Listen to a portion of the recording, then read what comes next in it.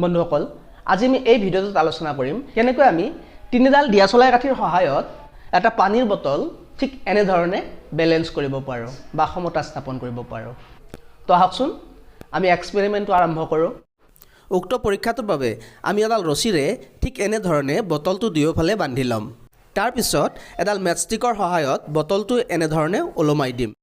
আৰু দুয়োফালৰ ৰছী দুডালৰ মাজত এনে ধৰণে এডাল মেটষ্টিক লগাই দিম তাৰ পিছত 2 নম্বৰ মেটষ্টিকডালৰ ওপৰত 3 নম্বৰ মেটষ্টিকডাল ঠিক এনে ধৰণে লগাই দিম তাৰ পিছত ওপৰৰ ৰডডাল গুচাই দিয়াৰ ফলতো পানী বটলটো পৰি যোৱা নাই অৰ্থাৎ পানী বটলটো বেলেন্স হৈছে এতিয়া আমাৰ প্ৰশ্ন হ'ল যে তিনিডাল মেটষ্টিকে পানী বটলটো কেনেকৈ খৰি নপৰাকৈ ধৰি ৰাখিব পাৰে এই পৰিঘটনা বুজিবলৈ আমি এটা সৰু উদাহৰণ লৈছো মোৰ হাতত এইটো মাৰ্কাৰ পেন মই যদি এই পেনটো ওপৰৰ পৰা এৰি দিও তেনেহলে ই পৃথিৱীত খৰি পৰিব কিন্তু পৃথিৱী পোৱাৰ পিছত স্থিৰ হৈ যাব অৰ্থাৎ ই আৰু তললৈ যাব নোৱাৰে এতিয়া ইয়াত যদি আমি প্ৰশ্ন কৰো পৃথিৱী পৃষ্ঠ পোৱাৰ পিছত মাৰ্কাৰ কলমটো কিয় ৰৈ গল তলফালে আৰু কিয় যাব নোৱাৰিলে কিয়নো পৃথিৱীৰ সকলো বস্তু ইয়াৰ কেন্দ্ৰলৈ টানি থাকে গতিকে এই মাৰ্কাৰ পেনটো কেন্দ্ৰলৈ যাব লাগিছিল কিন্তু পৃথিৱী পৃষ্ঠত কিয় ৰৈ গল ইয়াত যদি আপুনি উত্তৰ দিয়ে যে পৃথিৱী পৃষ্ঠৰ মাটিত লাগি যোৱাৰ বাবে মাৰ্কাৰ কলমটো কেন্দ্ৰলৈ যাব নোৱাৰিলে ফিজিক্সৰ ক্লাছৰুমত যদি আপোনাৰ উত্তৰ এনে ধৰণৰ হয় তেনেহলে আপোনাক ফিজিক্সৰ বাউণ্ডাৰীৰ পৰা গলতা মাৰি বাহিৰ কৰি দিব অৰ্থাৎ ফিজিক্সৰ ক্লাছৰুমত আপোনাৰ দৃষ্টিভংগী পদাৰ্থৰ ফিজিক্যাল প্ৰপাৰ্টি মতে হ'ব লাগিব অৰ্থাৎ কলমটো যেতিয়া পৃথিৱী পৃষ্ঠত লাগি যাব ঠিক তেতিয়াই পৃথিৱীৰ কেন্দ্ৰৰ পৰা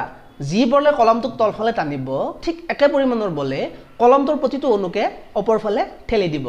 যাৰ ফলত এই মাৰ্কাৰটো স্থিৰ হ'ব বা সমতা স্থাপন কৰিব এতিয়া যদি এই মাৰ্কাৰটো মই এটা আঙুলিত থাও তেনেহলে ই তলফালে পৰি যাব কিন্তু মই যদি এটা বিশেষ স্থান বিচাৰি লওঁ যিটো স্থানত মাৰ্কাৰটো মোৰ আঙুলিত ৰৈ যাব অৰ্থাৎ মাধ্যাকৰ্ষণৰ বাবে তলফালে নামি নাযাব আৰু এই বিশেষ স্থানটোকে কোৱা হয় সেন্টাৰ অফ গ্ৰেভিটি এই সেন্টাৰ অফ গ্ৰেভিটিক আমি অসমীয়াত ভাৰ কেন্দ্ৰ বুলি কওঁ কোনো এটা বডি বা বস্তুৰ যিটো বিন্দুত মাধ্যাকৰ্ষণ বলে ক্ৰিয়া কৰে সেই বিন্দুটোকে আমি সেন্টাৰ অফ গ্ৰেভিটি বুলি কওঁ আৰু সেন্টাৰ অফ গ্ৰেভিটিত যি বলে ক্ৰিয়া কৰে সেই বল বস্তুটোৰ প্ৰতিটো অনুতে প্ৰয়োগ হয় যাৰ ফলত মই আঙুলিৰে ধৰি থকা বিন্দুটোত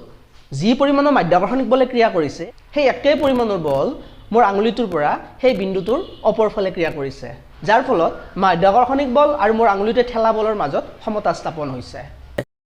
আমি যদি আমি কৰা প্ৰক্ৰিয়াটোৰ ছবি আকো তেনেহলে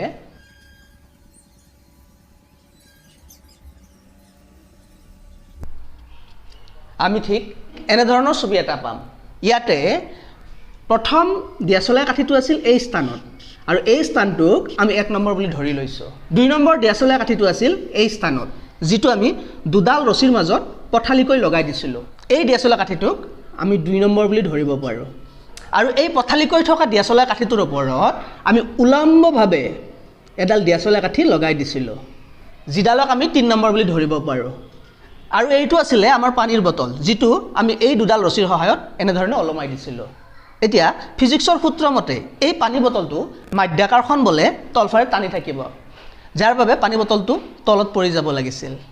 যেহেতু পানী বটলটো এই ৰছী দুডালত ওলমি আছে গতিকে যেতিয়া পানী বটলটো মাধ্যাকৰ্ষণ বলে তলফালে টানিব ঠিক তেতিয়াই এই ৰছী দুডালৰ মাজত টেনচন ডেভেলপ হ'ব টেনচন বুলি কোৱাৰ লগে লগে আপোনালোকে টেনচনত নপৰিব ये टेंशन लेने का नहीं ये टेंशन देने का है अर्थात ইয়াতে টেনশন মানে হল ওপৰফালে টানা বল অৰ্থাৎ আমি যদি কোনো একক ভৰৰ বস্তু ৰছীৰে ওলমাই ধৰো ঠিক তেতিয়াই মাধ্যাকৰ্ষণ বলে একক ভৰৰ বস্তুটোক যি বলেৰে তলফালে টানে তাৰ বিপৰীতে ৰছীডালত এটা ওপৰফালে টানা বলৰ সৃষ্টি হয় যেটোক ফিজিক্সৰ ভাষাত আমি টেনশন বুলি কওঁ গতিকে এই ৰছীডালৰ টানা বলটোৱে এইফালে ক্ৰিয়া কৰিব যাৰ ফলত দিয়াচলাৰ কাঠিটো এইফালে ঘূৰিবলৈ চেষ্টা কৰিব অৰ্থাৎ দিয়াচলা কাঠিটোৰ যেতিয়া এইফালে এটা টানা বলৰ সৃষ্টি হ'ব দিয়াচলা কাঠিটো এইফালে ঘূৰিবলৈ চেষ্টা কৰিব ঠিক একেদৰে এই টানা বলটোৱে এইফালে ক্ৰিয়া কৰিব যাৰ বাবে দিয়াচলা কাঠিটো এইফালে ঘূৰিবলৈ চেষ্টা কৰিব আৰু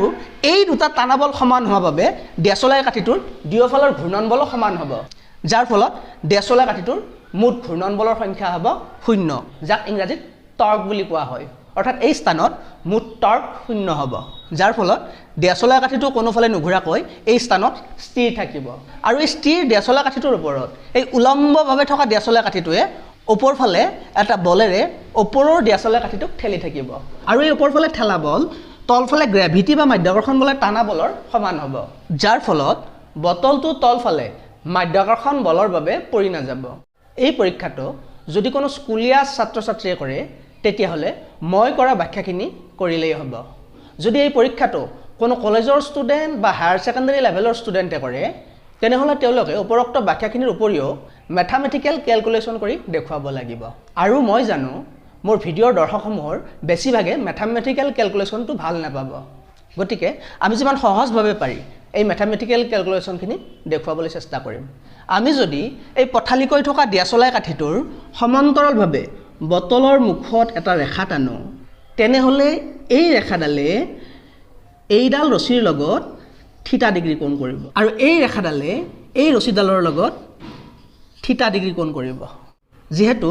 এই ৰছীডালত টি বলে ক্ৰিয়া কৰি আছে গতিকে অনুভূমিকভাৱে আমি এটা কম্পনেণ্ট পাম বা এটা বল পাম যিটোক কোৱা হ'ব টি কছ থিটা ঠিক একেদৰে একেটা ৰেখাৰ ইয়াৰ বিপৰীত ফালেও আমি এটা কম্পনেণ্ট পাম বা এটা বল পাম যিটো টি কছ থিটা হ'ব গতিকে ইফালৰ কম্পনেণ্ট টি কছ থিটাই এই চিষ্টেমটোক এইফালে টানিব ঠিক একেদৰে এইফালৰ কম্পনেণ্ট টি কছ থিটায়ে এই চিষ্টেমটোক এইফালে টানিব আৰু দুয়োফালৰ টানা বল সমান হোৱাৰ বাবে আমাৰ চিষ্টেমটো কোনোফালে লৰচৰ নহ'ব এই টি কছ থিটাৰ উলম্বভাৱে আমি আন এটা কম্পনেণ্ট বা বল পাম যিটোক কোৱা হয় টি সাইন থিটা ঠিক একেদৰে এইফালৰ টি কছ থিটাৰ বাবেও আমি এইফালে এটা উলম্ব বল পাম যিটোক কোৱা হ'ব টি সাইন থিটা গতিকে উলম্বভাৱেও আমি দুটা টি সাইন থিটা পালোঁ আমি দুটা কম্পনেণ্ট পাইছোঁ অৰ্থাৎ উলম্বভাৱে পোৱা বলটো হ'ল 2t সাইন থিটা যিহেতু বটলটোক মাধ্যাকৰ্ষণ বলে mg বলেৰে টানিব য'ত m হ'ল বটলটোৰ ভৰ আৰু g হ'ল মাধ্যাকৰ্ষণিক ত্বৰণ গতিকে এই mg বলে যি হাৰত তলফালে বটলটো টানিব ঠিক একেটা হাৰত 2t সাইন থিটায়ে বটলটো ওপৰফালে ঠেলি দিব অৰ্থাৎ 2t সাইন থিটা সমান mg যাৰ ফলত বটলটোক মাধ্যাকৰ্ষণ বলে তলফালে নমাই আনিব নোৱাৰিব আৰু আমাৰ চিষ্টেমটো পৰি নোযোৱাকৈ সমতা স্থাপন কৰিব যিহেতু আমাৰ গোটেই প্ৰক্ৰিয়াটোৰ এই বিন্দুটোত মাধ্যাকৰ্ষণ বলে তলফালে ক্ৰিয়া কৰিছে গতিকে এই বিন্দুটো হ'ব চেণ্টাৰ অফ গ্ৰেভিটি অৰ্থাৎ অসমীয়াত আমি এই বিন্দুটোক ভাৰকেন্দ্ৰ বুলি কওঁ 2t সাইন থিটা mgৰ সমান হোৱাৰ বাবে চেণ্টাৰ অফ গ্ৰেভিটিটো এই বিন্দুৰ পৰা টেবুলৰ ওপৰৰ বিন্দুটোলৈ গুচি যাব অৰ্থাৎ যি বলেৰে মাধ্যাকৰ্ষণ বলে বটলটোক তলফালে টানিব ঠিক একে বলেৰে বটলটোক ওপৰফালে টানাৰ ফলত চেণ্টাৰ অফ গ্ৰেভিটিটো বটলটোৰ এই বিন্দুৰ পৰা মেটষ্টিকৰ এই বিন্দুলৈ স্থানান্তৰিত হ'ব যিহেতু মেটষ্টিকটোৰ এই বিন্দুটো টেবুলৰ ওপৰত আছে আৰু আমি জানো যিকোনো ভৰৰ বস্তু এটাক যদি চেণ্টাৰ অফ গ্ৰেভিটিত ছাপৰ্ট দিওঁ তেনেহ'লে বস্তুটো তলত সৰি নপৰে যিহেতু এই বিন্দুটো টেবুলৰ ওপৰত আছে গোটেই টেবুলখনে চেণ্টাৰ অফ গ্ৰেভিটিক ছাপৰ্ট দিব যাৰ ফলত গোটেই চিষ্টেমটো তলফালে সৰি নপৰাকৈ বেলেঞ্চ হৈ থাকিব যদি আমি এই মেটষ্টিকটো সামান্য ইফালে বা ইফালে লৰচৰ কৰোঁ তেনেহ'লে আমাৰ চিষ্টেমটো পৰি যাব গতিকে ইমানখিনি আছিল আজি আমাৰ পৰীক্ষাটোৰ বৰ্ণনা যদি আপোনালোকে মোৰ ভিডিঅ'টো ভাল পাইছে আৰু পিছে পৰেও এনেধৰণৰ ভিডিঅ' পাই থাকিব বিচাৰে তেনেহ'লে মোৰ এই ভিডিঅ'টোত লাইক কমেণ্ট শ্বেয়াৰ আৰু মোৰ চেনেলটো ছাবস্ক্ৰাইব কৰি বেল আইকনটো দবাই থ'ব